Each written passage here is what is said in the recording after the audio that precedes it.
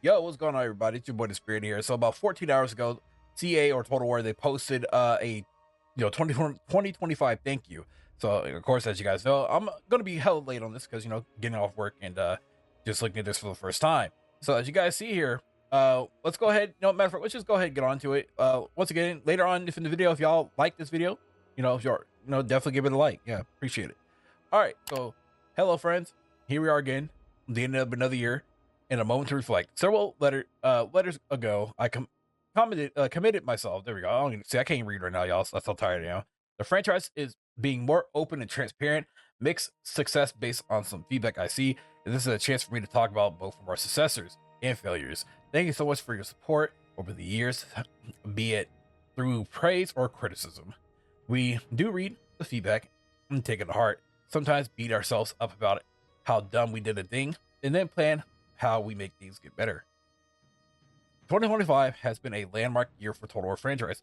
We celebrated 25 incredible years of the franchise and marked the occasion by announcing 3 new projects I've been excited about since I came to CA.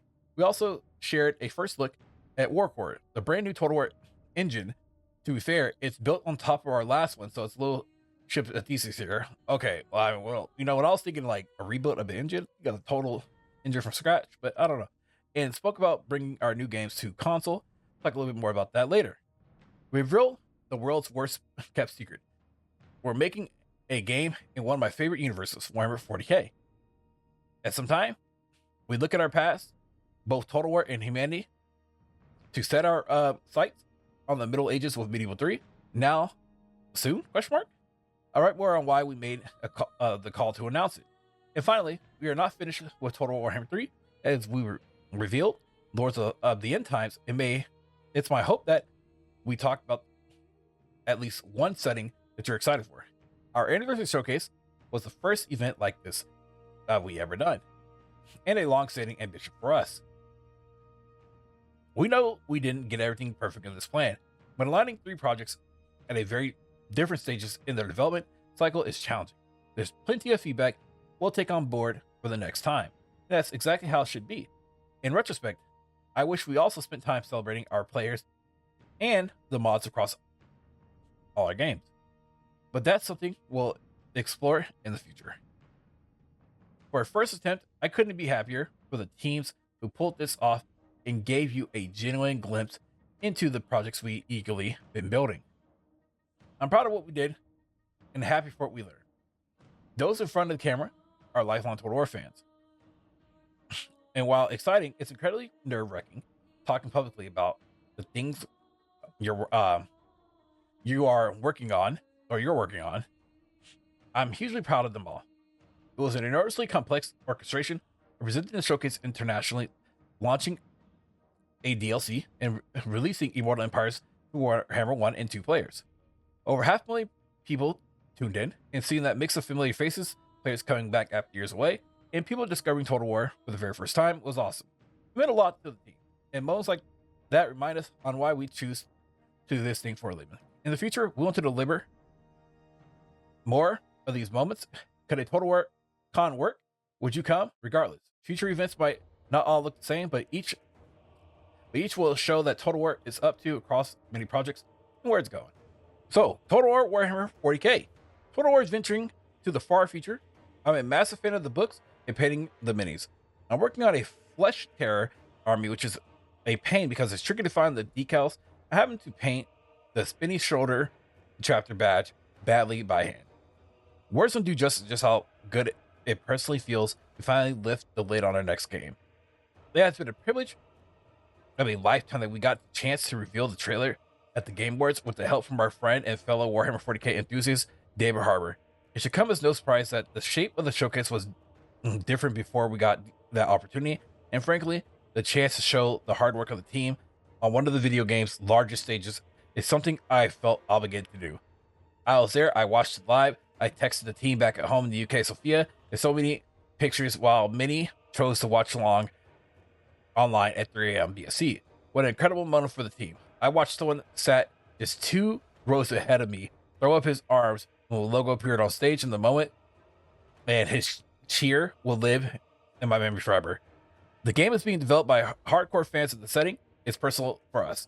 If you want to talk about our walk to our studio, the first thing you'll see is cabinet upon cabinet of miniatures. The teams have hand built and painted throughout the project. Making a video game based on the grimdark future isn't just about transposing ideas. It's about truly immersing ourselves in the setting and painting miniatures, rolling 300,000 sided dice that always miss the box, and reading the infinite library of novels and codexes and more.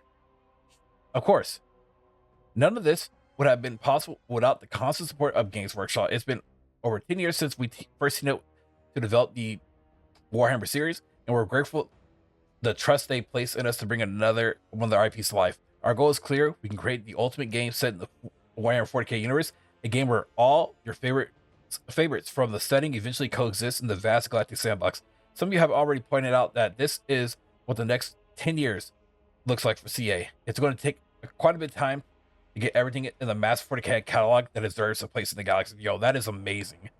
10 years for Total Warhammer 40k. Holy shit. That's insane. I love to see it. You love to see it. So Total War Medieval 3. After many long years, Medieval 3 is finally in development. This is our magnum opus for historical Total War. No setting in our catalog has been more requested than this. We know we need to get it right. It's something that's deeply special to us, as it is to many of you. Expectations are high. I was recently quoted as making comparison to this being our Half-Life 3. Firstly, Valve, please release. Secondly, what I mean is that Half-Life 3 has unobtainable expectations for me as a fan, and longer the wait, the more those expectations grow and morph over time. I've always remembered the Elder Scrolls Oblivion had sprint. Apparently, I was wrong. And that's why we invited you to join us on the development journey, to share our feedback, shape of the experience, and help us craft a game that reflects your vision alongside our own. We want to get it right, so why should we work on this game in silence? We know some of you were concerned when you heard the words pre-production. We weren't clear enough on this. It can sound like the game is nothing more than ideas on paper, but it's not the case. The game's already taken shape in playable builds, thanks to War Court, and it's playable earlier than any game in our development history. With core features like sieges, formations, and population systems being tested as a righteous, pre-production for us means refining the vision, locking down our list of core mechanics, and ensuring that every piece fits together before full-scale production ramps. Yo, that's what's up. That's what I like to hear. I like that shit. Holy shit. We want to lift more of the veil on Medieval 3, which is why this week you'll have seen a live stream featuring both our game director and creative director, showcasing Spain on the campaign map, or Iberia, as many of you rightly pointed out. These live streams, alongside blogs, will form the cornerstone of how we're going to share progress with you, giving real insight into what the team is working on and keep you connected to the development journey. Our goal is fluid and frequent communication with you all. A question many of you have asked is, why didn't you make this game sooner? It wasn't for the lack of trying. We tried to do it many times, but we felt like we couldn't do it justice until now. Bringing the game to life requires all the right things to fall perfectly into place. The right team, the right technology, the right vision to push the boundaries of historical experience and deliver something that resonates with players worldwide. Lee's vision is damn compelling, if you ask me. We know it's going to be a few years. I'm pretty sure we'll still beat Elder Scrolls 6 to market. Please, Bethesda, accept the challenge for all our sakes. I need it. There's no amount of sugarcoating to escape that fact, but we really want to make it something worth waiting for. And with your support, it will be. Wow. So as you guys see, that's basically saying just join the discussion. You can join it in the Total War Medieval 3 forums. Wow. A forum for me to, whew. Holy shit. Let's go, baby. All right, so Total War Warhammer 3. It has been easiest year to be a Warhammer 3 player, and I'm not going to pretend otherwise. Despite the setbacks and challenges, I'm incredibly proud of the development team for staying focused and delivering the Tides of Torment experience that we can stand behind. This has been our smoothest launch in recent memory and has the highest daily active users since Immortal Empire's first launch. I know not every part of the package is everyone's cup of tea, which is why we started splitting DLC so you all have a choice. Choice of our players is really important to me. The team put their heart and soul into this one. We delayed because we weren't good enough, and the additional time got us to a good place. That said, we'll continue to update in bugs as we've been doing since our Shadows of Change debacle. We've We were finally able to give Norska a long-awaited update, added the last remaining roster pieces for the High Elves, and brought Slaanesh up to a higher standard. However, I want to acknowledge that there are two main areas where we failed to meet expectations and are committed to improving. Reliable content delivery and maintaining game health. Our new engine is designed to help us solve this challenge with future games like Total Warhammer 40k, but we're in a painted corner with Warhammer 3. Updating Warhammer 3 is hard work, delicate work. You will think that almost 10 years into developing content for the series, things will become easier, but not with this version of the engine. Adding more content and features is a combination of testing problem. This engine struggles under the weight of the sheer scale in Mortal Empires. That is not an excuse, that's just a fact. We'll continue to raise our internal bar for delivery, but like all things in life, there are no guarantees. We're going to ship something good late over something bad on time every time. We tried to remedy this for Warhammer. We made two big changes. First, we've grown the team and brought back some veteran hands to provide support for the Lords of the End Times. Second, we're improving how we build, validate, and deliver content. It's not a silver bullet, but it will hopefully pave the way for future content being delivered on a more reliable cadence. When it comes to the game health, the bottom line is simple. The content you paid for shouldn't break. We were too slow on reacting to campaign AI bug. We had planned to patch it. We should have spoken to you faster and fixed it at lightning speed. Since this, we've been identifying AI bugs as serious as crashes. That means that we treat them as the highest priority, take immediate action, and resolve and communicate. We won't always get this right, but it provides us with more robust approach to reacting. Some of you might have seen how quickly we fix an AI issue right after the launch. We'll try to be that fast, and when we can't because of the complexity of an issue, we'll keep you regularly informed. This change is a franchise-wide mandate for all our future games. In the meantime, we're keeping our eyes firmly focused on Tides of Torment and the wider game experience. For listening, and please let us know if you experience major issues. Looking forward, we have seen development changes. We have some development changes to make Eora. First is that Neferata, Nagash's Matark blood, will become our free legendary lord, coming alongside patch 8.0, aka the End Times update. We had originally planned for her to be the first character in our new smaller content packs, which we were naming character packs, but after some lengthy consideration, it makes thematic sense that she and a Vampire Council update arrive alongside the Great Necromancer. So who's going to take our place for our first character pack? We're always keen to explore the nature of the unknown in the Warhammer world that was. So we're venturing back to Grand Cathay with thematic twists, with fearsome DLC that will come roaring into claw back the space left by Neferata. Plus, an assortment of lore-inspired content that's also different about this pack is that it's smaller than our normal single pack. We're trying to get more content that doesn't necessarily have a place to build a giant faction around, and pricing for the pack will match the value of the content in it. While this is an experiment for us, we do think that our value of the content is there, so there's a reason for us to do it. However, expect it to be less than our normal pack price, $8.99 USD. You'll hear more from the team about this new pack in early 2026. That's really cool. All right, I'm feeling it. So everywhere, side quests. Every year we like to set ourselves a few side quests, small but meaningful goals that we hope to add value for you or help correct some past missteps last year. We made 4 pledges that we committed to delivering going forward. So our approach to blood packs will change.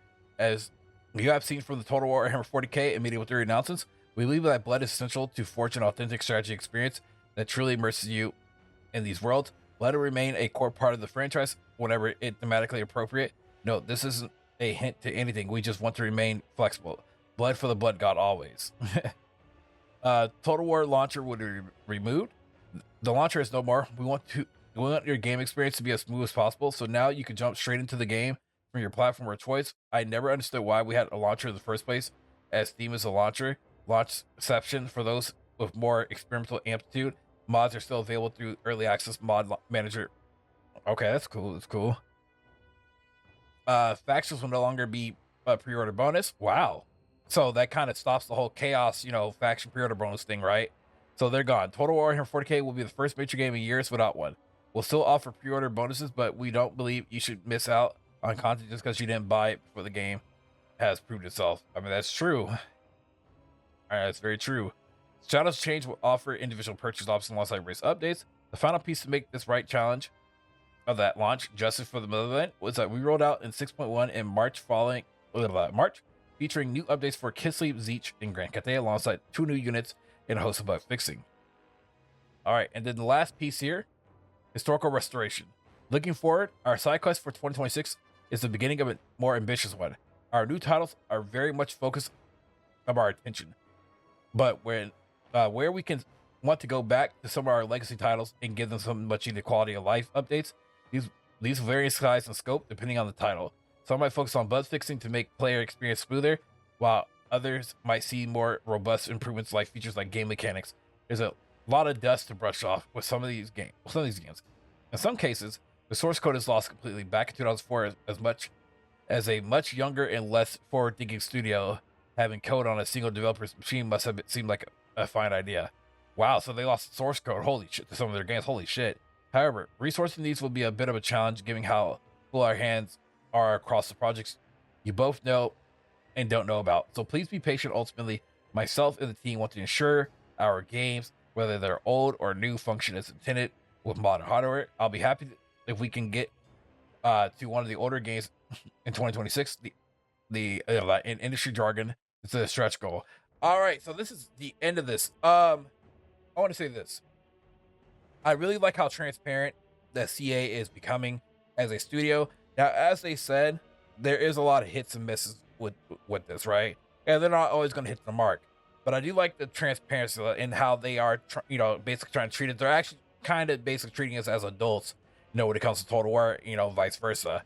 And so I like that they're working on improving the franchise and getting better with it, and that's what I love to see in a company. CA is one of my favorite companies, and it's always great that we have to keep them accountable or whatnot in order to make sure that they stay on the right path as a game developer. And so what they're working on here with Warhammer 40k and also Medieval Total War 3, Warhammer 3, it's a lot of great things, y'all, and we should be proud about that. We're eating good for the most part in 2026 for a lot of our games and stuff.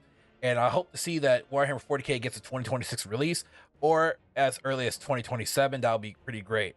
Again, 2025 in terms of gaming, at least for me, was a great year. They had a lot of great games coming out, so I hope to see more coming out for next year. But you guys, let me know in the comment section below. What do you guys think about CA? How do you guys feel? Thank you guys for watching. Thank you guys for your support. If y'all enjoyed this video, remember to like and subscribe. Y'all have a good one. If you guys enjoyed this video, please leave a like and also hit the bell notification down below. Thanks for watching.